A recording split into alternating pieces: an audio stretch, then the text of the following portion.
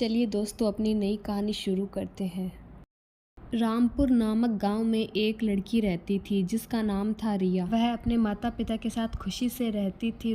वह रोज शाम को अपने दोस्तों के साथ खेलने जाती थी, लेकिन उसके माता पिता को उसकी बड़ी चिंता रहती थी क्योंकि रिया की कभी भी भूख शांत नहीं होती थी। उसके माता पिता उसे हमेशा भर पेट कर खाना देते थे, लेकिन फिर भी उसकी भूख शांत नहीं होती थी। रिया अपनी भूख शांत करने के लिए रोज शाम को जंगल जाती व फल तोड़कर खाती थी।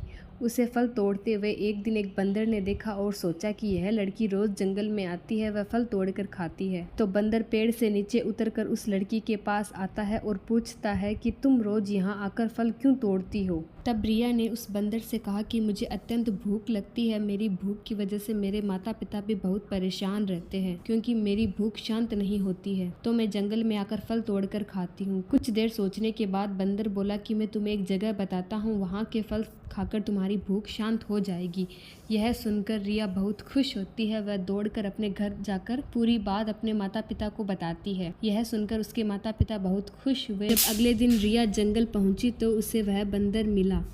वह बंदर उसे एक गुफा के अंदर ले गया। गुफा के अंदर एक जादुई पेड़ था, उस पर अनेक प्रकार के फल लगे हुए थे। रिया उस पेड़ को देखकर बहुत खुश हुई। रिया ने बंदर से पूछा कि क्या इसके फल खाकर मेरी भूख शांत हो जाएगी। तब बंदर ने कहा कि हाँ। तब रिया पेड़ के पास गई और पेड़ से उसके फल के लिए प्रार्थना की। तब पेड़ ने रिया से पूछा कि तुम्हें मेरा फल क्यों चाहिए। तब रिया ने पेड़ को पूरी बात बताई। पेड़ रिया की बात सुनकर भावुक हो गया और उसे अपना एक फल दे दिया और कहा कि बेटा, इससे खाकर तुम्हारी भूख शांत हो जाएगी। रिया ने फल खाया व पेड़ को धन्यवाद दिया और बंदर को भी शुक्रिया अदा किया। वह रिया अपने घर चली गई। अगले दिन जब उसने खाना खाया तो उसकी भूख पूर्णतः शांत हो चुकी थी व उसका पेट भर चुका था।